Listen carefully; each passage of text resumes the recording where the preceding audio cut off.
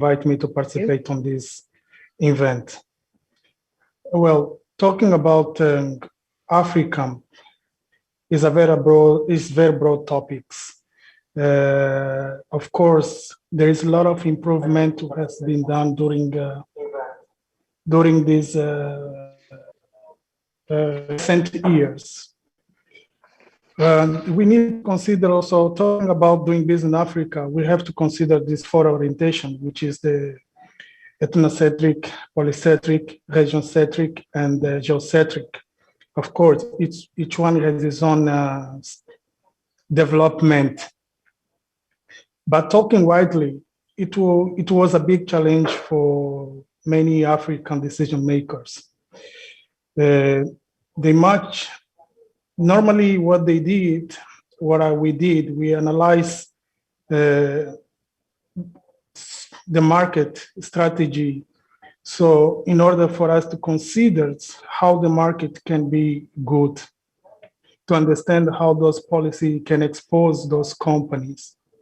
We know that those analysis is nothing more than a strategy approach for the process of breakdown of the key factor in set up a company and identify how they influence the progress toward the goals and developing strategy to interact with them and advise their goals.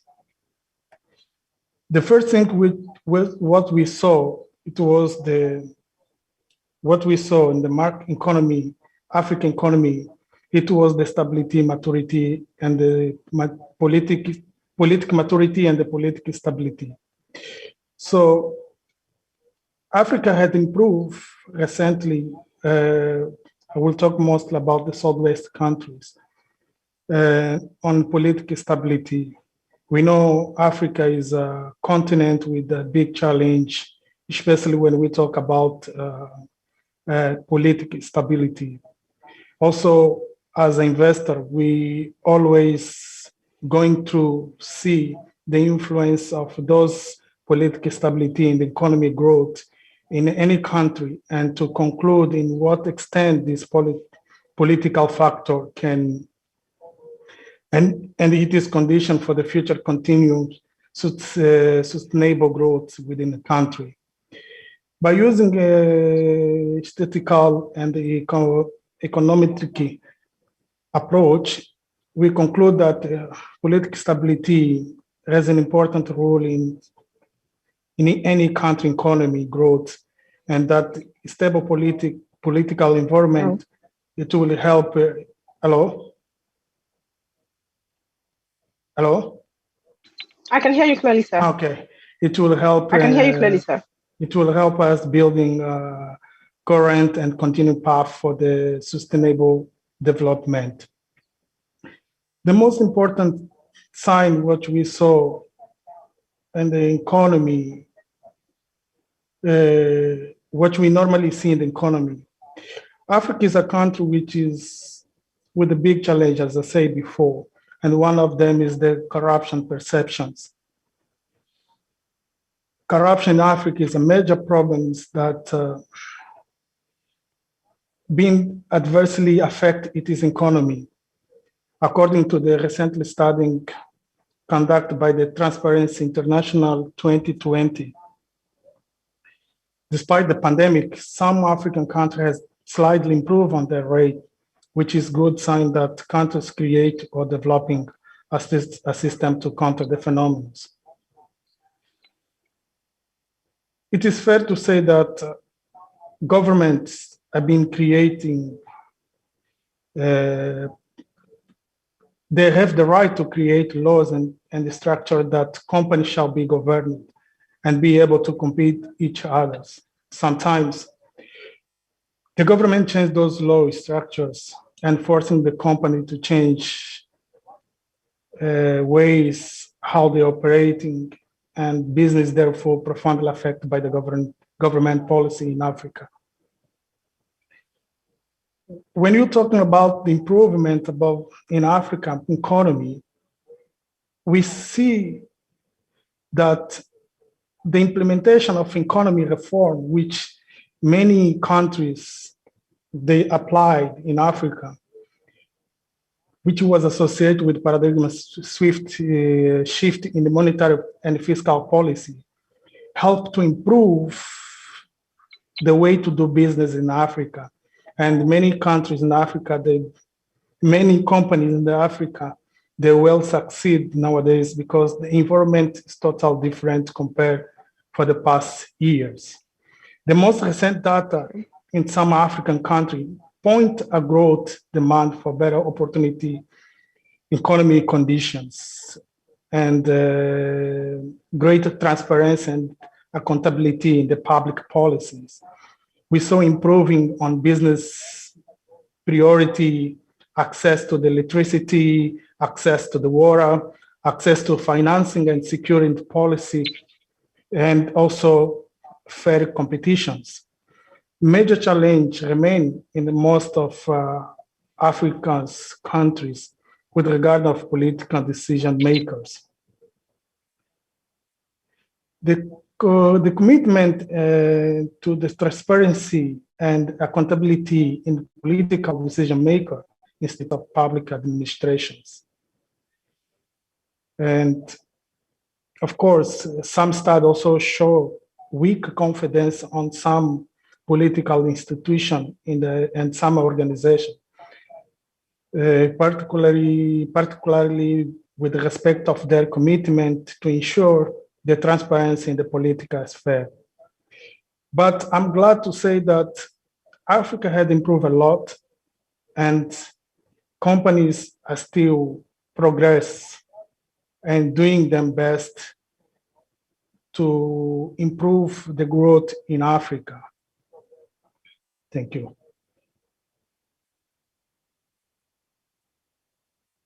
Okay, the next question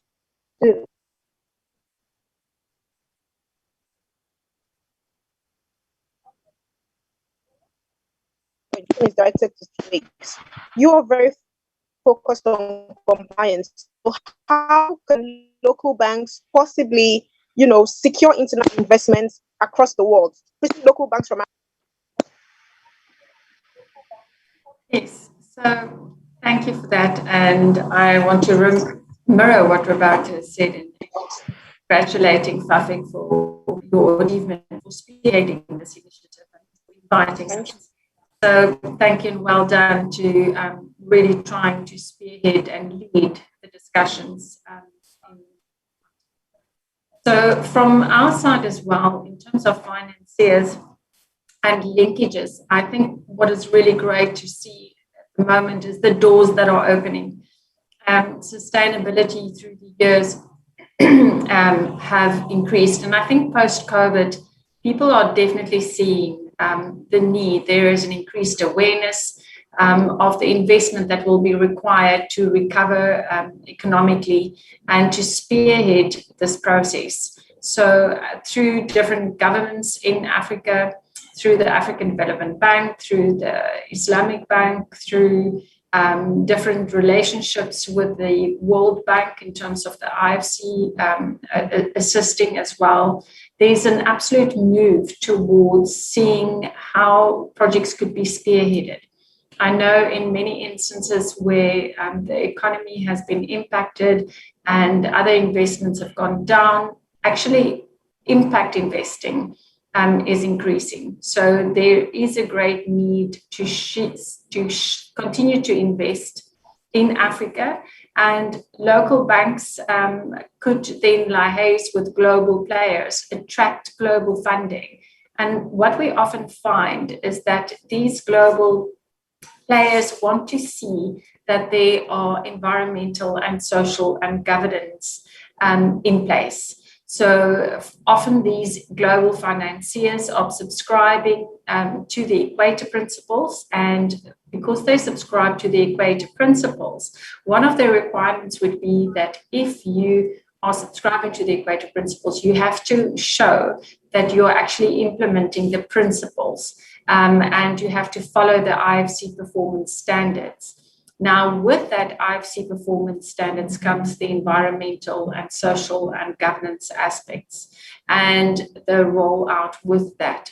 So if you could then, as a potential investor, investigate different options and conduct your due diligence audits and come with feedback in that regard, that would actually attract funding. And also with that, you have to show in terms of whether you are subscribing to, for example, the responsible investments principles. So the PRI is being rolled out, and to see as well how that is impacting the community and how that would impact your investment, to not just work in terms of financial gain, but also in terms of how will you impact the communities in which you operate, and also how would you manage the resources responsibly in that regard.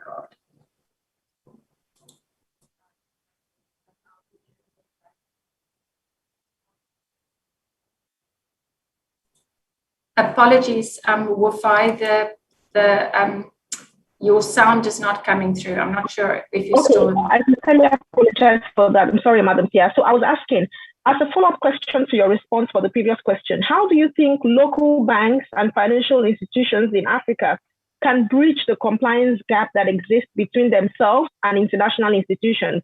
What I mean by that is, a lot of times we take loans from the West, we take loans from a lot of companies abroad, we take loans from, international organizations abroad, and then we go into all of these agreements with them. But on the African side, we never really keep to our terms of bargain. I'll give you a simple example.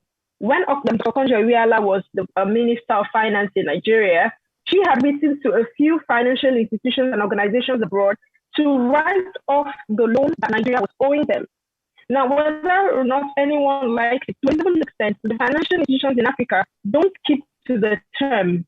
So when we are asked to keep to the terms of agreements, the terms that bind us to these contracts between ourselves and these organizations, how can we possibly execute to the best of our abilities to find a stable initiative? Yes, I think it's very important that you do adhere to the agreements. I can't speak on individual institutions or different projects that didn't adhere. But I know on some of the projects that I've worked that the financing actually stopped. They were not able to do and could get the next drawdown on the financing until they corrected the environmental and social governance aspects. So typically there would have to be report back in terms of ESG. There has to be apart from the normal authorizations that you get, but when you are in operations, there has to be an environmental and social management system and plan. And also you have to track your commitments, because often there is engagement with the local communities. And as you engage, there's commitments made, and that you should track which commitments you have actually closed out and which you haven't closed out. So I think from that point then, the financiers are actually coming to a point where they say, okay, we are not just paying the money up front, we are paying it in stages. And that depends on your compliance. And that is what we've seen more and more, is that financiers are actually coming in and providing the funding, investing, but they are having clear milestones. And if you do not achieve that milestone, there would be punitive measures, or the next funding would be dependent on you having corrective measures first to correct from an environmental and social governance point before they will continue. Okay, thank you very much, Madam Chair, for that very kind comment. I don't know if Professor Francisco would have anything to add to what Madam Chair I do. said, speaking about combined, please. Yes, I do want to add as well. We normally, what happens is when some institutions get a fund from abroad, meaning for international institutions, there is a commitment. And sometimes, as the week said, there is a missing of commitment of meaning the Africans or the local institution to fill up or to conclude what they've been agreed on the previous. And of course, as international institutions, always when they're financing, the aim is to maximize and get interest on it. When they don't fulfill, and when the companies or the local institution that doesn't fulfill the commitment, of course they're stuck, and they feel like, how will we be able to recover how will be, and if those funds, they will never come all in once. They will come in tranche. This is the main reason. Okay, thank you very much. So now I would like to talk about liquidity and hard currency. So when you look at places like, I use Nigeria as a typical example, in West Africa, of course, in Angola and so many other places, we have a lot of issues with FX. Getting foreign exchange is a lot of problems. So to a reasonable extent, the reason why we are short of FX and foreign exchange is because we do not have so many products that we export. Africa is more of an importing continent than an exporting continent. And when you consider the fact that we have a lot of raw materials in Africa, we are basically supposed to be an exporting continent. So how can we possibly deal with the factor and issue of liquidity and FX scarcity if we have to enhance, and grow the financial sector of Africa and, sub-Saharan Africa? Madam Tia Weeks, I'd like you to comment on that very quickly. Sorry, your line is just breaking up. Do you want to just repeat the question? Okay, so the question I asked is, I don't know if you can hear me clearly now. The question I asked is, how can we possibly increase and improve foreign exchange sector? When we look at the continent of Africa, sub-Saharan Africa to be precise, we are more of an importing region than exporting region. Exporting, it makes the access to FX very difficult. Still breaking. I'm so sorry, Wafai. I'm getting every third word. I'm so sorry. Roberta, were you able to get the question? I couldn't. Also, still breaking. Okay, so I'll take the question again. So if you look at sub-Saharan Africa, in sub-Saharan Africa, we are more of an importing region. We import more than export. So my question to you is, what can we do to possibly increase our export in order for FX availability? The more FX we have, the better FX we have, the better you are able to do business with us in Africa. So how can we improve on that? Ufai, your communication is still not clear. We won't be able to understand your question because it's still breaking completely. Would it help if we put our videos off to save bandwidth to see if the voices maybe come through a bit better? Let me try. Okay. Okay. Okay.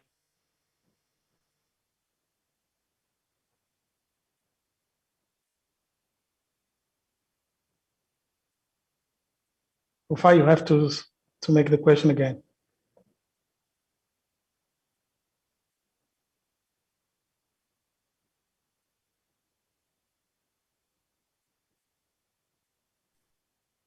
Wafai, you on mute?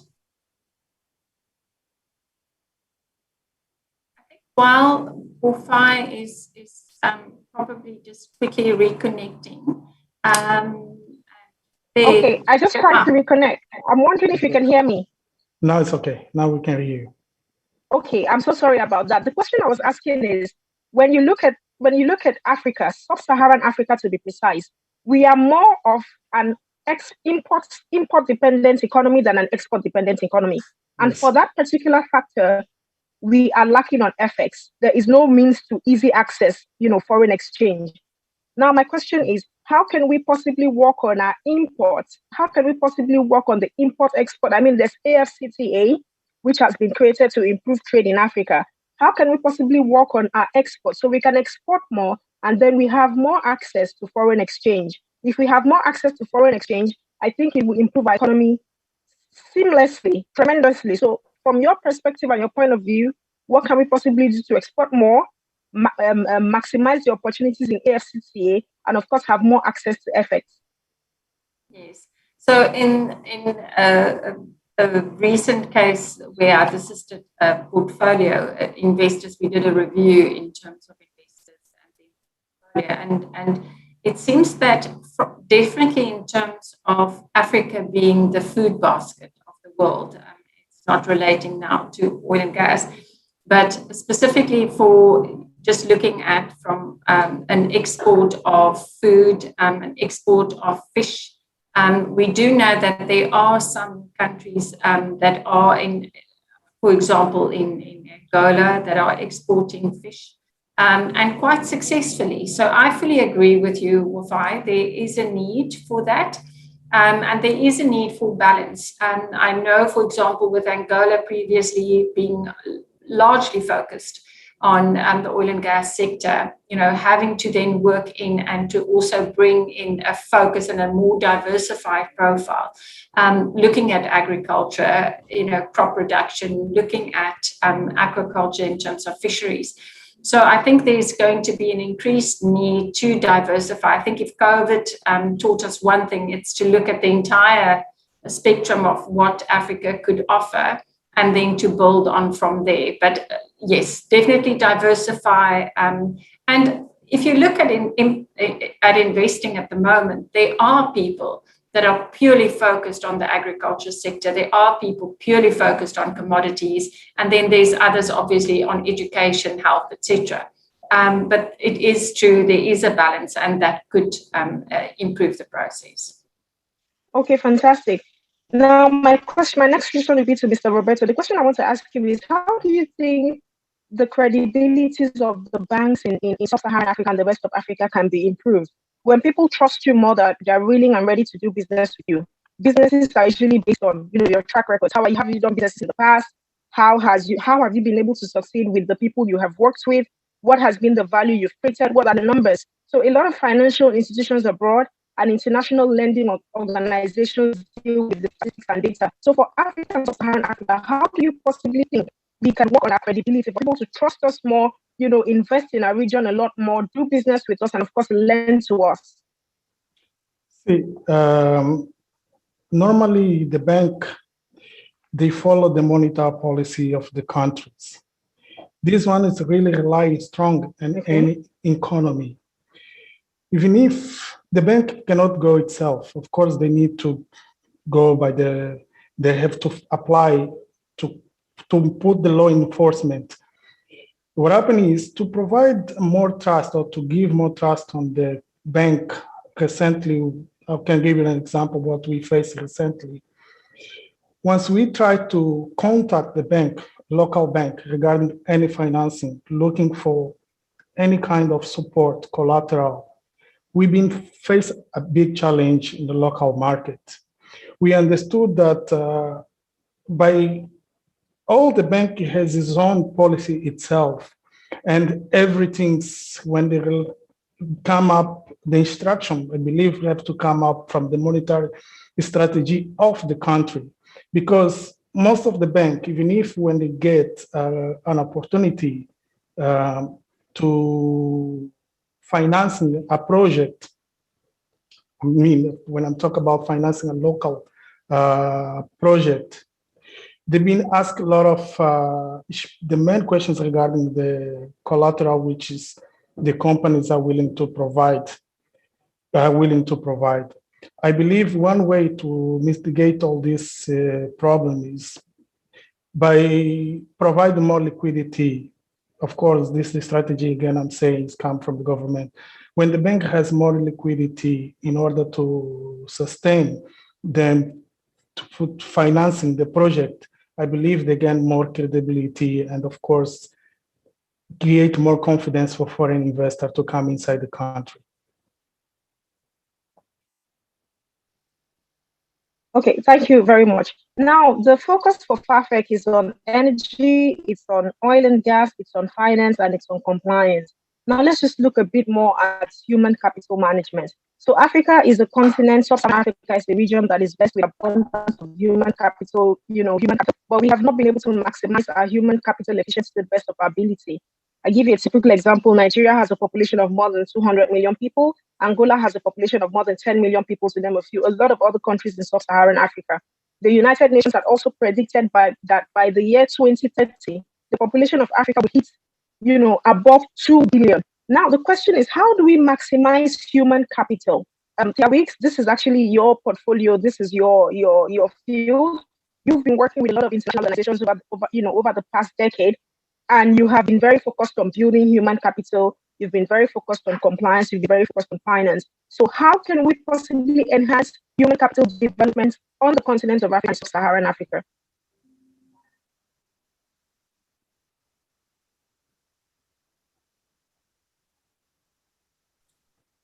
Sorry, you're still breaking up. So it's true what you say in terms of the population growth in Africa.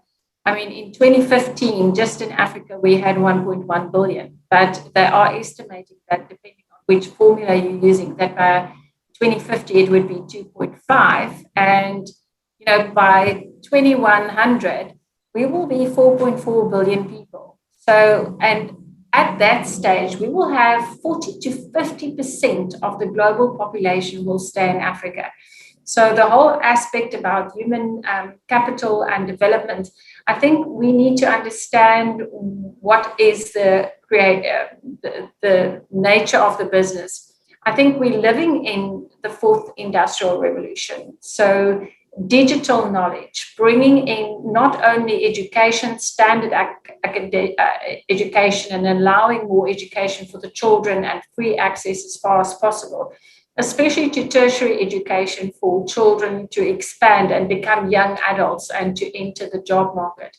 But you also want to make sure that they're digitally savvy, that there is incorporation of IT systems, coding, digital platforms. If you look at standard aspects like engineering, especially for oil and gas, mining, specific fields, or even infrastructure development, we do require more technically skilled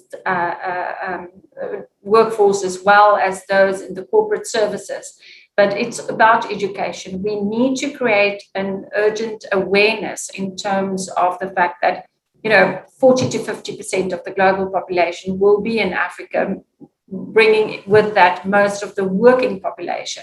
And the research at the moment is indicating that quite extensive numbers of African economically active workforce will at that stage actually be able to seek employment elsewhere because of numbers of economically active populations decreasing. But from a human capital point, all investors have to look at that, how to invest not only in their own workforce. I can recall a lovely example with the Yemen LNG, with the natural gas in Yemen, where they had a program of 2 years of localization, where for 2 years they identified corporate as well as technical staff that for 2 years was part of a college or was a formal training program. And only after that 2 years were they incorporated into the full program, and then they were spearheading the project from there. So there has to be investment in your own workforce, but then there also has to be investment back into the community around you. There has to be benefits in terms of the community around you. But I always say, the life of the project or the life of the investment goes beyond just the adults. You are touching the lives of the next generation. So you will have to, in that regard as well, see how you're impacting the education of the next generation as well.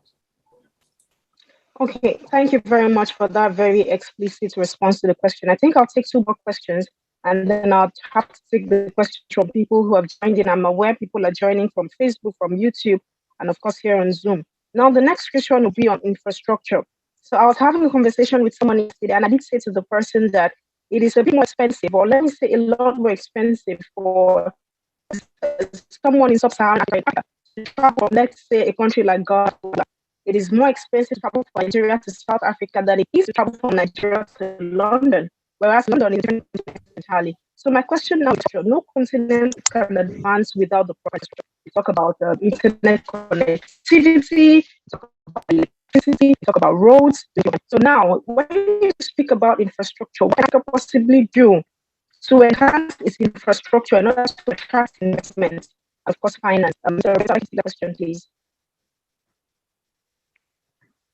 What can we possibly do? There's quite extensive from the presidency in terms of key projects that are being rolled out and funds that are being attracted globally and investment and support. I know through impact investing as well, there is a flow of capital to Africa at the moment based on the need for health services, education, etc. But if we work specifically on infrastructure, I think if you look at the rising population and the numbers that we are expecting in Africa, you're going to see a rise in urbanization, which we're already seeing, but that is going to increase. And you will see a rise in population, and more people mean that you will need more infrastructure. It would be more housing, more water, more sanitation, more roads linking different cities, more buildings.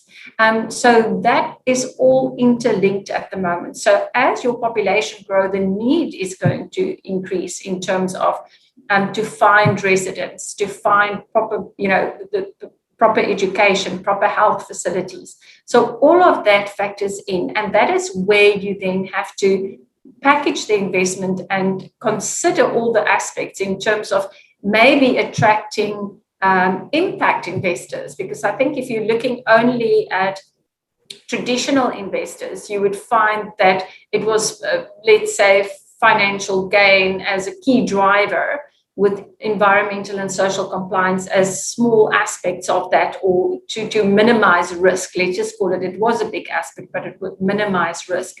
Where with impact investors, there's still financial, the purpose is still to make profit. But with that, there's also social good that they want to do, and that attracts a different type of investor. And also, you could link, depending on which country you're in, you could also apply with the IFC for green bonds or social bonds, which supports projects that have a target of increasing impact in the community. Thank you very much. So I've just been told that Mr. George Appiah from Ghana is right here on this session. Mr. George Appiah, we're pleased to have you. I'd quickly like to run through Mr. George Appiah's profile. So Mr. George Appiah is an African tech policy expert with a Bachelor of Science degree in electrical and electronic engineering. He holds an MBA in Director of Ghana Tech Lab and Ecosystem Hub, serving as a strategic vehicle for the acceleration of digital skills and digital entrepreneurships and jobs in Ghana. Now, Mr. George Appiah is the co-founder and CEO of Kumasi Hive, a tech innovation hub, which through its emerging technologies for problem-solving and startup incubations. Mr. George has over 10 years' experience in technology development, innovation, managing technology entrepreneurship communities. He served as consultant in various parastatals, in digital skills development, and of course in digital entrepreneurship for the government of Ghana and international development agencies. He's the CEO and founder of Solar Taxi Ghana, which is championing affordable clean transportation to facilitate free movement of Africans through the local assembling and manufacturing of solar vehicles. Mr. George Appiah is also the founder and former executive chairman of Ghana Hubs Network, which is a network of tech hubs in Ghana supporting the startup ecosystem. He's a member of the African Union Commission Stakeholder Engagement Group for E-commerce Development in Africa. Very distinguished ladies and gentlemen, I am pleased to make welcome Mr. George Appiah, the CEO and founder of Solar Taxi Ghana. Thank you very much, sir. Thank you too for the kind introduction. Thank you. Thank you very much, Mr. George Appiah. So my first question to you, sir, would be, you have so many developmental projects in Ghana, startups, and now some of these projects have been funded by international donors. You've been able to attract quality investment to the Republic of Ghana for the technology side, technology and innovation. So far, what do you think has been the more contributing factor to your success for a country, as small as Ghana? As if you're comparing Ghana to, the population of Ghana to Nigeria, it's quite small. If you're comparing Ghana to some countries like South Africa, it's quite small. But you are able to pull up a project like the ones you've been doing in Ghana. What has been your contributing success factor? Well, thank you for the question. I think one of the things that we can attribute to being a success has been the climate, the general climate, both political and economic climate in Ghana. I think it's favorable. Ghana is a very stable democratic country. So any partner investor that want to do anything with you puts those into consideration, and then they feel it is less risky doing something here in Ghana compared to other African countries. Um, Economically, I think the economy has been seeing growth over time and it show a lot of potential. So even though we are a small country, our economy has shown constant growth over time, and that is something that a lot of partners to look at for. So those macro factors help to influence some of these partners who want to work with you. On the micro level, I think what we have been able to do over the years is to build value that speaks to the needs of our partners and needs of our investors. They want to be part of this. So if it's an impact value, we have been able to establish something with the little resources that we have that shows meaning to an investor or a partner that if I support this venture, if I put money into this venture, I could scale up the impact. I could achieve more. I could support a good cause. I could make more returns if it has to be for investment for returns.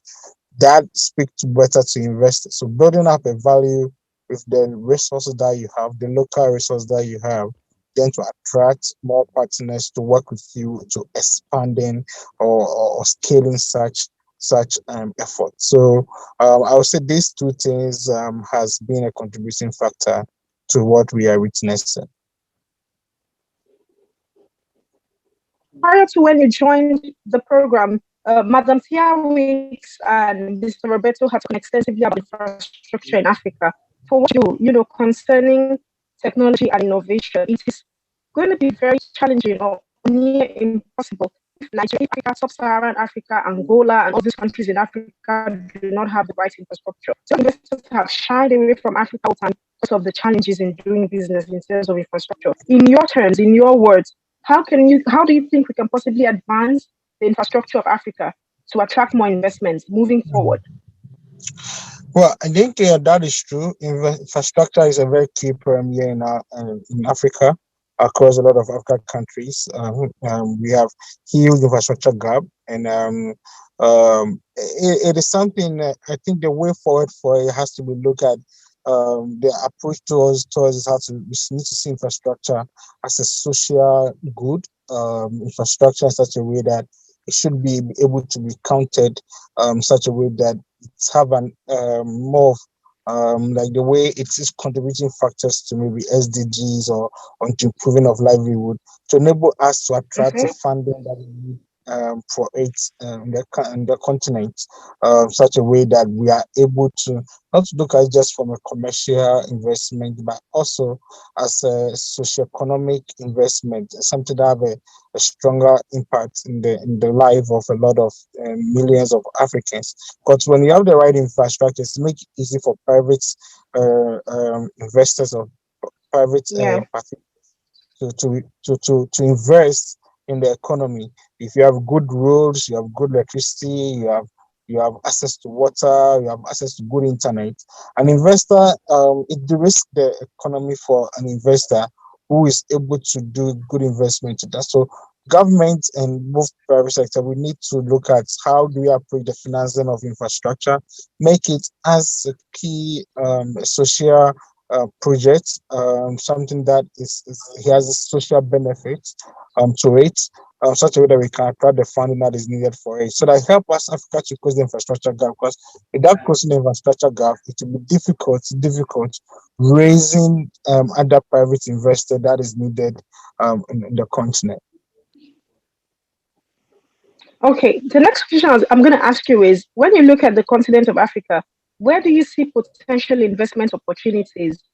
What countries do you think investors can possibly invest in at the moment? Well, I think in Africa, the investment opportunity is huge and enormous across the board. Where agriculture is always number one, because Africa has huge resources for agriculture. So any investor that would really want to invest in Africa, agriculture should be number one on it board. Also investing in energy financing is great. I mean, the opportunity exists. Africa is having a high rate of urbanization that is bringing up a lot of energy demand across board. So investing in energy is a great opportunity for a lot of investors out there that want to invest in Africa. Investment in we spoke about something like communication, where the African's data consumption is increasing across the continent is a huge opportunity for any investor that want to invest in Africa. So that is an area that could benefit any investor that want to invest. It's a wonderful opportunities.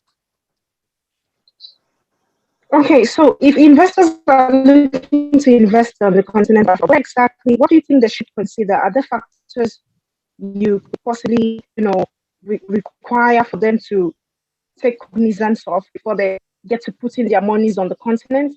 If you were to list out, let's say, 3 of these factors when investors are looking at regions to invest. I am very particular about security. I don't know what your own factors are. I mean, on this subject, what areas do you think investors possibly consider if they're looking to invest in Africa? What are the factors they should take note of? See, on my point of view, the key sector to invest in Africa, one of them is agriculture.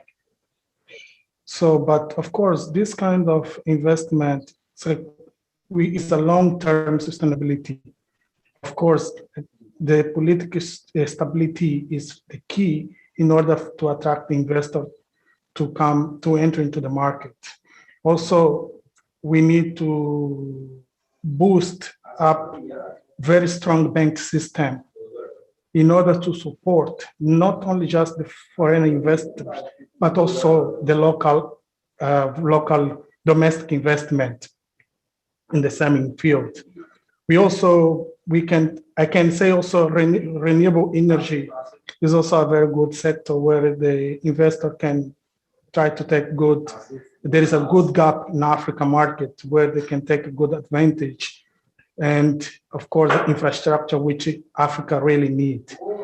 But I can say that in order for the government to boost these sectors, they can convert, because Africa is a continent with a lot of resources and a lot of minerals. They can convert the underground minerals into liquid capital, so which can give more confidence into the investors, especially foreigners, even the local, because if government manage to convert this underground asset into liquid capital, of course, the bank will feel more confident in order to support or to financing this long-term sustainability projects. Thank you very much. So my next question would be to George Appiah, the CEO of Easy Taxi in Ghana. Now, when you look at sub-Saharan Africa, we've spoken earlier on about human capital management. We have the numbers, but we have not been able to objectively explore the numbers in sub-Saharan Africa. If you look at places like India, India was a continent on the brink of starvation, but over 2 decades, in over 20 years, India was able to rise to one of the world's top 10 developing countries and nations. So when you look at continents, China is able to put their human capital into use. Look at so many other countries around the world. Now you look at Africa, part of the world. Mr. George, that. Well, that is true. I mean, no country or no continent can develop without investment in the human capital. What I would say, just as it has been shown in India, in China, in all other countries that used to be, let's say, less developed, is proper investment in the human capital resource of that country or that continent. I would say this, that we will need to invest more into education here in the continent. Okay. To make sure that there's access for education opportunities for every African who is at a school going age to be in schools.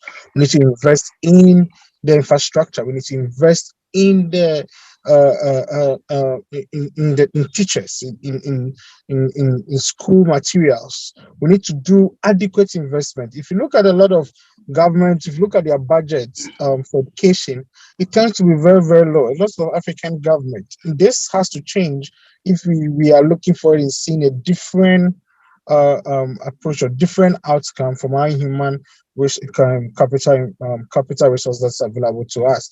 If we want to take advantage, this has to change, and also we need to invest in technical skills that afford the youth of the African youth to apply the skills that they acquire in getting employment or starting a business. But it tends to be a huge gap when it comes to availability of technical skills. So vocational skills, technical vocational skills in education is strongly lacking behind the continent.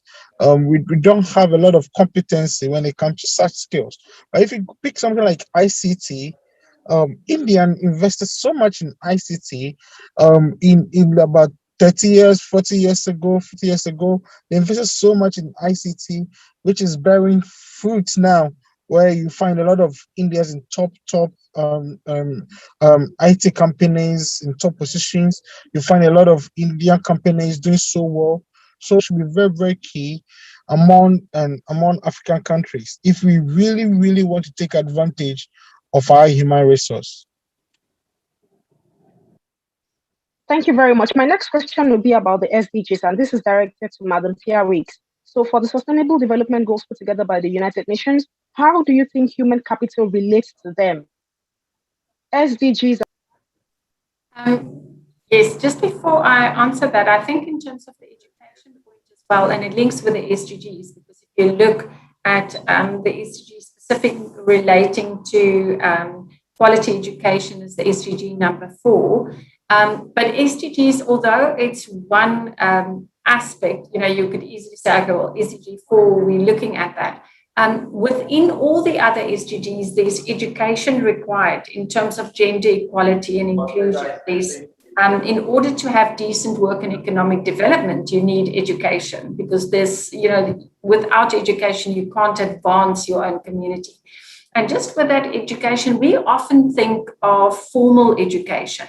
And I think if COVID has taught us one thing, it's definitely that there's a need for distance learning. So more and more institutions are looking at distance learning for primary school, secondary school, tertiary education.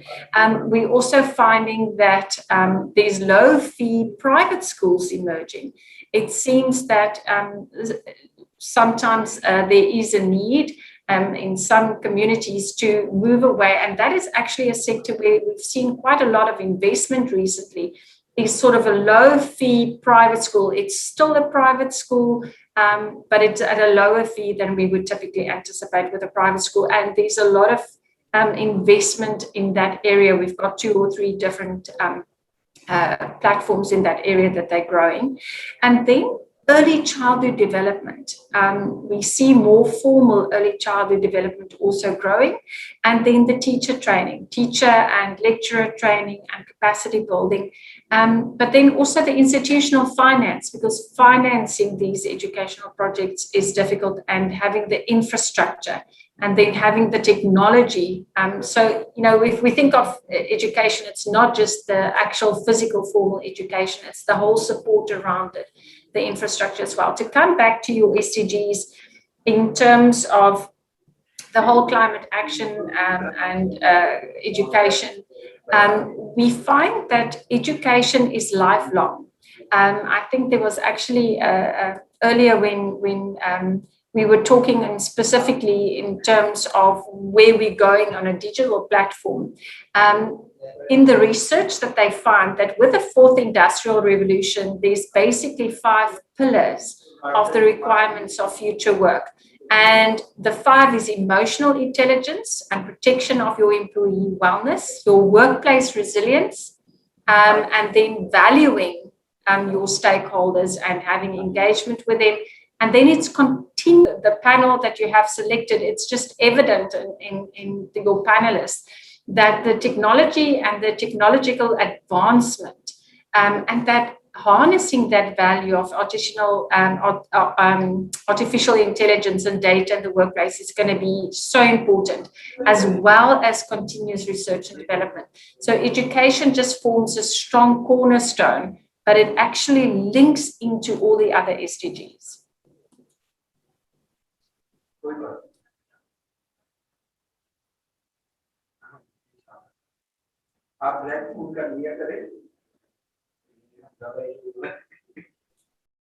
The sound. Okay, I'm sorry about that. Mr. Roberto, do you have anything to say about SDGs and human capital?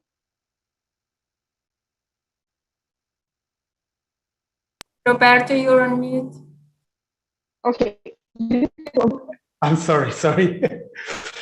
As Tigwick said, we are living now in the digital challenge by several companies. But the pandemic right now, they change the way how we are looking at the human, how we are looking at education. Also, we need to apply new model. And of course, the goals for the sustainable development for human resource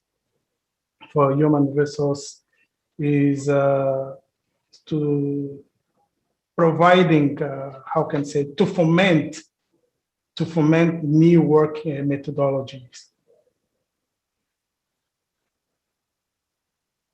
Okay, so the next question I'd like to ask will be directed to Mr. George Apia. What do you think Africa can do to attract, to sustain, and of course to retain the right human capital? When I talk about the right human capital, I'm talking about skills. You know, Africa sends, thousands upon millions of people for training in the USA, Europe, China, and so on and so forth. And a lot of times when I training of these people, they take Africa for greener pastures in the West. So how can we possibly make environment more attractive for these people who are literate, or people who have been able to impact themselves with skills that we have been able to deposit in them? How can we train, sustain, and retain human capital in Africa?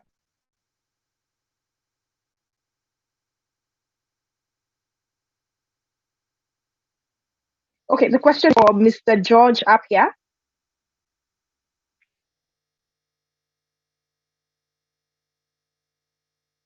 George, you're on mute. Okay, Mr. George. Okay, Madam Tia, I think you can respond to that question. I think Mr. George is having a little bit of a technical hitch. How do we attract, train, and retain the right human capital?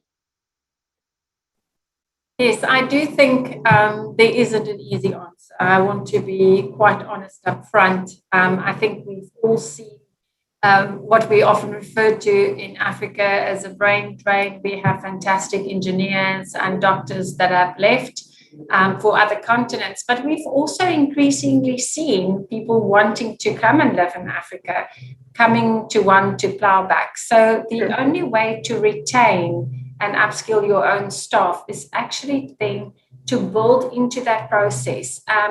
I think you see with a lot of projects, with a lot of investment, that there's co-incentives, that there's shareholding, that there's ways of incorporating your staff. So in order to attract and retain the proper human capital, you have to be able to look wider. I think historically you would look at a person's salary, you would look at his benefits, pensions, retirement, medical aid, group risk, etc. But you are now finding that the human resources of today want to work for a company that is doing good. They want to work for a company who is socially responsible and environmentally responsible. And if there's any adverse impacts, that there's a mitigation plan, that there is a way to work and to mitigate the negative impacts and to enhance positive impacts. And I think that we have seen increasingly people are willing to move and work with companies or portfolios or funds where you can actually see that they are doing good and making a difference. And we're seeing an increase of people wanting to work in a portfolio for companies that put sustainability and the sustainability agenda at the forefront, and they embed environmental and social governance aspects in the workforce. And that is typically what retains people. They want to work for companies that are doing well and that are investing in them, so that there's continuous learning and development and exposure. And I think the last mention I just want to make here is that there has to be progression, because nobody is going to stay in a position if there's no progression. There has to be a career path, there has to be development. And I think in retaining human capital, I find it often, whether I work in Ghana or in Cameroon or wherever, where there's been localization, there's been development and investment, and then there is no advancement. So people need to see that there is a progression, that there is room for me in my career, because otherwise they will leave to other opportunities. And they actually, researchers found that it's far more costly to retain and attract, it's far more costly to attract more staff, to go through the whole recruitment and evaluation and attracting the right people and appointing them, than it is to retaining them and training them and then giving them the power and authority to implement at the right level, because people do want to know that they have a career path and a development. Fantastic, thank you. At this juncture, I think we'd have to take a pause for people to ask questions. I see a few people have questions. Please, if you have a question, just unmute your microphone and then the question. If you have a question, you can unmute your microphone and you can direct the questions to either of the three speakers.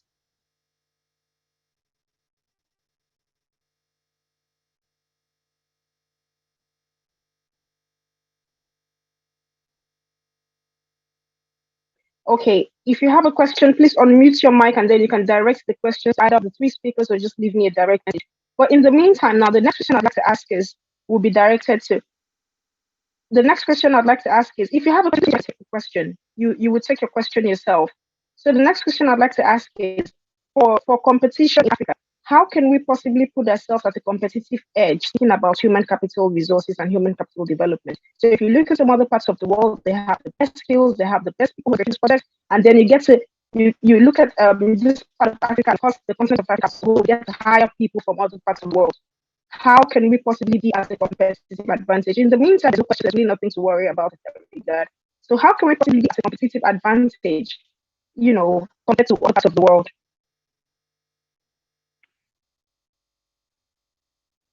Madam Tia, you can take question, please.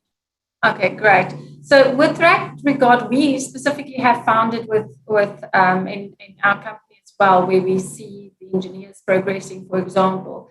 And starts in the first cycle of human resources. It starts with your recruitment policies, so that you attract the right people and that you go through and that you do your due diligence, that you check the qualifications, you check the references, you make sure that person, when you've recruited him, is really the best person for the job. And then it doesn't stop. That is just the first point. Then at the second point, you have to build capacity and develop them. And I think definitely from that side, it would be digital, bringing them so that they have the best tools and resources. You can have a fantastic staff member, but if they don't have the equipment, if they don't have the resources that they need, they will not achieve ultimately the best productivity and the best they could do for the company.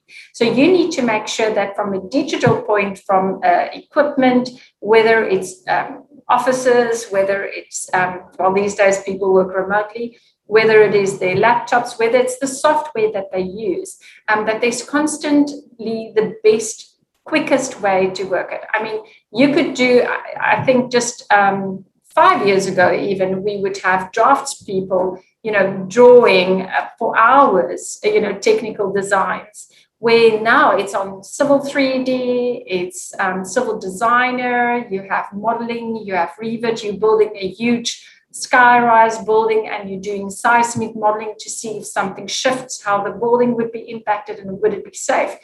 And it's still possible to do it in an old manual format, but it's just not time and cost effective. So the people that would be at the cutting edge would definitely be those that embrace technology and the digital platforms, and upskill their staff to be comfortable with that. And I think one last thing I want to add in terms of that is to instill change and ability to rapidly adapt. Because I think the workforce of the future will definitely be those that are agile, that can change and adapt and work seamlessly. I think the whole hierarchy of 20 layers, agile and flexible in that regard, will actually have the competitive edge from a human capital point. Thank you very much, Madam Siari. So we'll take two more questions. I would round up today, would call it a day. This webinar is going to end in 10 minutes. So in the next 10 minutes, I'd like to take two more questions. And if we have any questions from the audience, we'd like to take them as well. Initially, we have proposed from about 3 to 6 years, but I have been told that we'd have to end the webinar in 10 minutes. So in 10 minutes, I'd just like to take a question I'd just like to direct a quick question to Mr. George. Our question is, how can Africa come together? How can we possibly collaborate to tackle the challenge of human capital development? Like I did say, there's a lot of people, but a lot of times we do not have the right skills to fit into the right position. So how can we possibly tackle this deficiency in human capital management? The question is directed to Mr. George up here.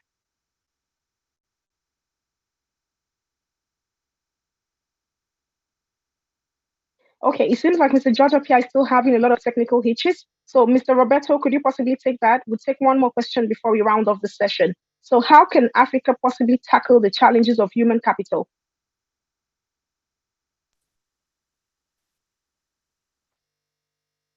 Roberto, just unmute. Oh, sorry again. Thank you. Thank you. So, how can we tackle the challenges of human capital? Thank you. We need to create a mindset, of course, by improving the skill of our employees or our workers. We are creating a good resource for the company. I mean, a good asset for company. So in order for us to mitigate this challenge, which you've been asking for, we need to developing a system where all these workers has to be upgraded most of the times by providing them trainings. And the most important, to create a system which all the times, as the week said, they need to look after that in order to skill. People have been moving, looking for a better opportunity abroad than Africa. Of course, if we really need to face this challenge, we need to invest a lot in our own human resource. You mute your microphone. Thank you very much, Mr. Roberto. So we'll take a concluding statement from Madam Tiawix, and of course, we'll call it a day for today. A concluding statement from Madam Tiawix on finance, compliance, and the economy for Africa.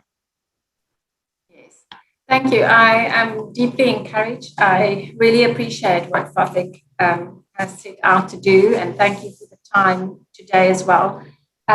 We do feel that Africa is the way of the future. We do feel that the opportunities lie within Africa. We are the breadbasket of the world, and we could easily be that. We also have so many resources and fantastic human resources to build on. So going forward, I do wish you well on the rest of the sessions, and thank you to Roberto and Jorge and Wafai and Cassio. Thank you. Thank you very much.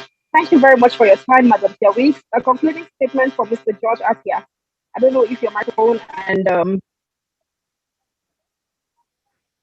okay, thank you very much. I do look forward to seeing each and every one of you tomorrow. Will be second edition, the second day for tomorrow.